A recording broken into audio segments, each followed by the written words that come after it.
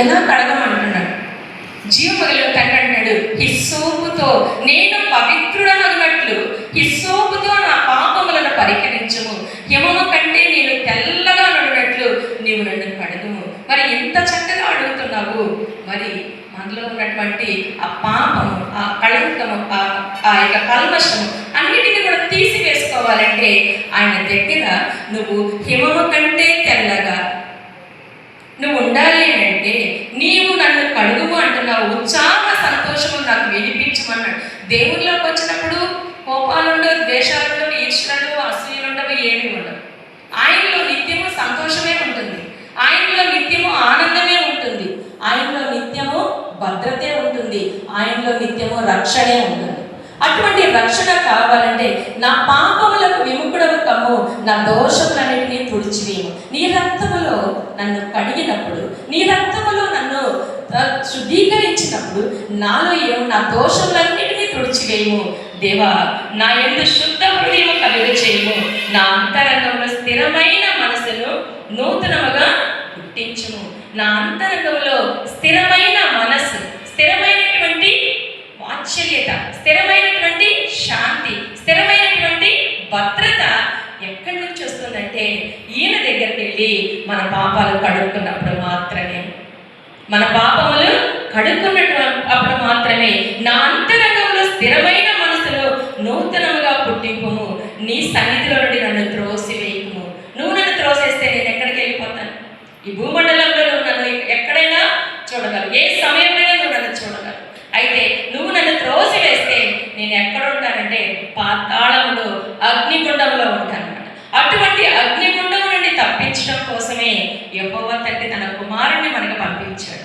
అయితే ఆయన రక్తంలో మనం కడగబడినప్పుడు హిస్సోపు వలె తెల్లగా ఉండడానికి ఆయన రక్తంలో మనము కడుగుకోవాలి. నీ సన్నిధిలో నుండి నన్ను త్రోసివేయకము, నీ పరిశుద్ధాత్మ నా యొద్ద నుండి తీసివేయకము. నీ పరిశుద్ధాత్మని నా దగ్గర నుంచి తీసివేసేవనుకు నేనేమైపోతానో, ఎక్కడుంటానో, ఏ సమయంలో నేను ఏ విధంగా ఉంటానో అని జీవము కలిగిన తండ్రితో కుమారుడు చెప్పుకుంటున్నాడు అన్నమాట. నా తండ్రి నన్ను కడగండి.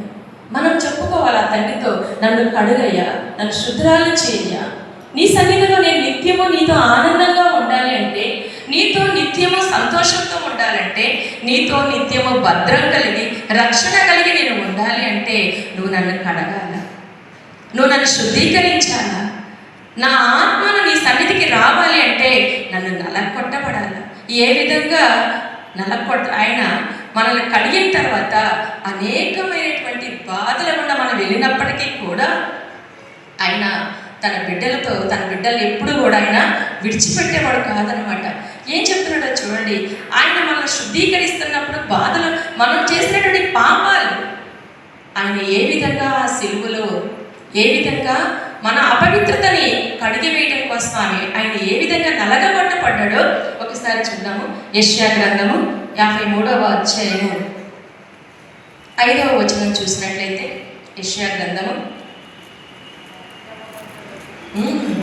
మన అతిక్రమములను బట్టి అతడు గాయపరచబడెను, మన దోషములను బట్టి నలుగబట్టబడెను, మన సమాధానార్థమైన శిక్ష అతని మీద పడెను, అతడు పొందిన దెబ్బల చేత మనకు స్వస్థత కలుగుచున్నది. మనమందరము గొర్రెల వలె త్రోవ తప్పిపోతిమి, మనలో ప్రతివాడు తనకిష్టమైన త్రోవను తొలగెను. యెహోవా మన అందరి దోషములు అతని మీద మోపెను, అతడు దౌర్జన్యము నొందెను, బాధింపబడినను నోరు తెరవలేదు. వదకు తేబడి గొర్రె పిల్లలు బొచ్చు కత్తిరించి వాని ఎదుట గొర్రెలు మౌనంగా ఉండినట్లు అతడు నోరు తెరవలేదు. అయితే మనం చేసిన పాపాలను బట్టి, మనం చేసినటువంటి అతిక్రమములను బట్టి, మనం చేసినటువంటి భయంకరమైనటువంటి వాటిని బట్టి, ఆ యొక్క పాపములను బట్టి ఆయన నలగొట్టబడ్డాడంట. ఎంతగా నలగొట్టబడ్డాడంటే మన అతిక్రమములను బట్టి అతడు గాయపరచబడెను, మన దోషములను బట్టి నలగబట్టబడెను. 39 కొరడా దెబ్బలు మన కోసమే ఆయన ఆ దెబ్బలు తినాలి. 39 కొరడా దెబ్బలు రక్తము కారుతూ ఆ శీలలో ఒంటి మీద పడి లాగుతూ ఉన్నప్పుడు, మాంసము రక్తము వస్తున్నప్పుడు ఎంతగా దీనావస్థలో ఉన్నప్పటికీ కూడా నీకోసమే ఈ దెబ్బలన్నీ కూడా, నీకోసమే నేను ఇంత శ్రమ పొందుతుంది, నా యొక్క రక్తాన్ని చూసైనా నువ్వు నాలోకి వచ్చి నువ్వు శుద్ధుడివి కా అని అంటున్నాడు అనమాట. అయితే యెహోవా తండ్రి తన కుమారుడు ఆ విధంగా నలగొట్టబడడం ఆయనకి ఎంత ఇష్టం అంటే 10వ వచనం చూసినట్లయితే అతని నలగొట్టుటకు యెహోవాకు ఇష్టమాయను, ఆయన అతనికి వ్యాధి కలుగు చేశాను. అతడు తను తానే అపరాధ పరిహారార్థ బలిగా అతని సంతానము చూచును. అతడు దీర్ఘాయుష్మంతుడను, యెహోవా ఉద్దేశము అతని వలన సఫలమగును. దేవుడు తన కుమారుణ్ణి ఈ భూమి మీదకి తీసుకొచ్చినప్పుడు ఆయన ఎందుకు ఈ భూమి మీదకి వచ్చాడు, ఎవరి కోసం వచ్చాడు, ఈ రక్షణ అనుభవం, ఈ రక్షణ అనేటువంటి పాత్రని మనం చేత పట్టుకోవాలంటే, ఆయనలో మనం కడగబడాలి అని అంటే, మన కోసం ఆయన ఈ భూమి మీదకి వచ్చి అతను నలగొట్టడం యెహోవాకి ఇష్టమైందంట. తన కుమారుడు, మన బిడ్డలకి ఎంత చిన్న దెబ్బ తగిలితేనే ఎంతగా బాధపడిపోతాము, చిన్న కష్టం వస్తేనే ఎంతగా వేదన పడిపోతాము. అయితే మన పాపముల నిమిత్తము అతను నలుగొట్టబడటం ఆయనకి యెహోవాకి ఇష్టమైనను, ఆయన అతనికి వ్యాధి కలుగు చేసెను. అతడు తను తానే అపరాధ పరిహారార్థ బలిగా చేయగా అతని సంతానము చూచును. అతడు దీర్ఘాయుష్మంతుడగును, యెహోవా ఉద్దేశము అతని వలన సఫలమగును. అతడు తనకు కలిగిన వేదనను చూసి తృప్తి పొందెను. నీతిమంతుడైన నా సేవకుడు జనుల దోషములను భరించి తనకున్న అనుభవ జ్ఞానము చేత అనేకులను నిర్దోషులుగా చేయు. మనల్ని నిర్దోషులుగా చేయడం కోసము ఆయన నలుగొట్టబడ్డాడంట, అవమానాలు పొందాడంట, ద్వేషింపబడ్డాడు, హింసింపబడ్డాడు, రాళ్లతో కొట్టబడ్డాడు. ప్రియ సంగమా, ఈ దినానైనా ఆ గొప్ప తండ్రి యొక్క హస్తములోకి మనం వెళ్ళినట్లయితే, ఏ కళంకము లేని ఆయన రక్తములో మనం శుద్ధీకరించినట్లయితే, ఆయన హస్తము మనకి ఎలా ఉంటుంది, ఏ విధంగా ఉంటుంది? ఆయన దక్షిణ హస్తము మనము ఆయనలోకి వచ్చి మన పాపాలని కడుక్కొని ఆ దేవుడితో మనం ఉన్నప్పుడు, దేవుడు మనతో ఉన్నప్పుడు ఆయనతో మనం ఏ విధంగా ఆనందిస్తాం, ఏ విధంగా ఒక అభయ హస్తము మనకి ఎలా తోడుగా ఉంటుందంటే, కీర్తనల గ్రంథము 89వ అధ్యాయము, కీర్తనల గ్రంథము 89వ అధ్యాయము 21 నుంచి 29 చూసినట్టయితే, నా చేయి ఎడతెగగా అతనికి తోడైండును, నా బాహుబలం అతని బలపరచు. ఏ శత్రువును అతని మీద చేయమనొద్దడు, దోషకారులు అతని బాధపరచరు. అతని ఎదుట నిలవకుండా అతని విరోధులు నేను పడగొట్టేదను. అతని మీద పగబొట్టు వారిని మొత్తెదను. నా విశ్వాసతయు నా కృపయో అతనికి తోడుగా ఉండను. నా నామమును బట్టి అతని కొమ్ము హెచ్చింపబడును. నేను సముద్రం మీద అతని చేతిని, నదుల మీద అతని కుడి చేతిని ఉంచెదను. నీవు నా తండ్రివి, నా దేవుడు, నా రక్షణ దుర్గము అని అతను నాకు మొరపెట్టెను. కావున నేను అతని నా జ్యేష్ఠ కుమారునిగా చేయుదును, భూరాజులలో అత్యున్నతిగా ఉంచెదను. నా కృప నిత్యము అతనికి తోడుగా ఉండచేసేదను. నా నిబంధన అతనికి స్థిరమైనదిగా ఉండును. శాశ్వత కాలము వరకు అతని సంతానము, ఆకాశం ఉన్నంత వరకు అతని సింహాసనము నేను నిలిపేదను.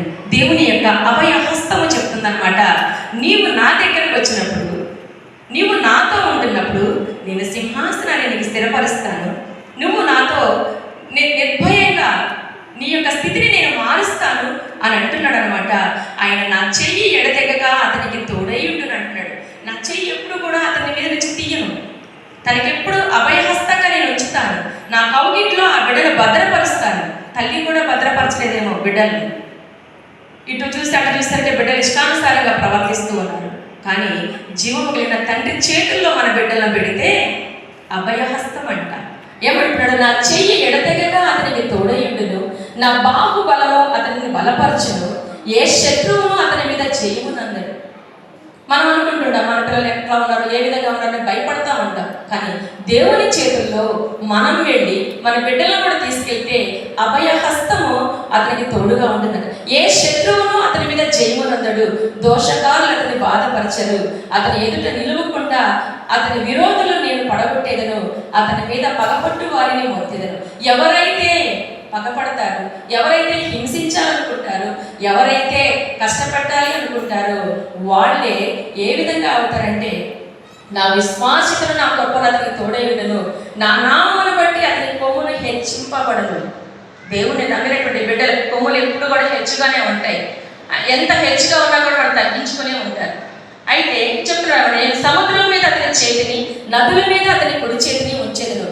నీవు నా తండ్రివి, నా దేవుడవు, నా రక్షణ దుర్గము అని అతడు నాకు మొరపెట్టెను.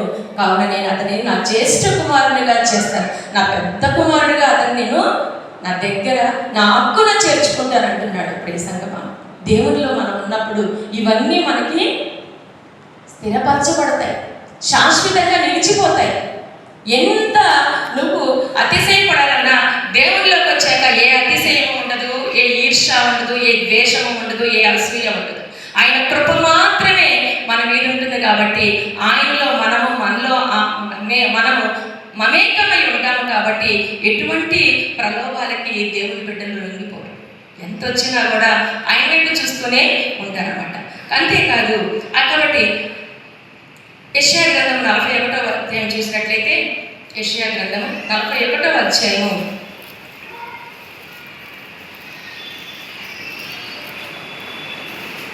9వ వచనం చూసినట్లయితే, భూదిగంతముల నుండి నేను పట్టుకొని దాన్ని కొనల నుండి పిలుచుకొని వాడా, నీవు నా దాసుడవని నేను నిన్ను ఉపేక్షింపగా ఏర్పరచుకొంటినని నేను నీతో చెప్పి ఉన్నాను.